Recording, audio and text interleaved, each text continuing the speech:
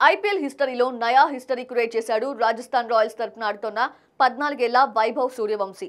కేవలం 35 బంతుల్లోనే సెంచరీ సాధించి ఔరా అనిపించాడు.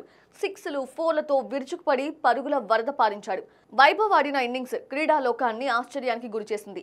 క్రికెట్ దిగ్గజాలు వైభవ్ పై ప్రశంసలు కురిపిస్తున్నారు. ఓటమి తర్వాత గుజరాత్ కెప్టెన్ శుభ్మన్ గిల్ వైభవ్ పై చేసిన వ్యాఖ్యలు గిల్ ని చిక్కుల్లో పడేశాయి.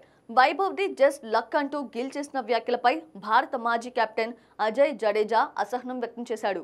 తాజాగా జడేజా మాట్లాడుతూ టీవీలో కొంతమంది ఆటగాళ్లు వైభవ్ సెంచరీని కేవలం లక్కీ డే అని పిలుస్తున్నారు.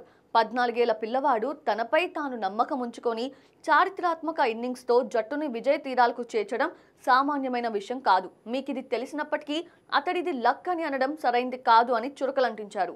మనమందరం 14 నుంచి 15 ఏళ్ల వయసులో క్రికెట్ ఆడాలని కలలు కన్నాం. అలాంటి ఇన్నింగ్లని ఊహించామా? కానీ వైభవ్ ఆ కలను నిజం చేసుకున్నాడు. అతని పవర్, టైమింగ్, అతని ప్రశాంతత నన్ను ఆశ్చర్యపరిచాయి. అతని సెంచరీ చాలా కాలం గుర్తుండిపోతుందని అజయ్ జడేజా అన్నాడు. ఇక వైభవ్ వయసు 14 సంవత్సరాల 32 రోజులు.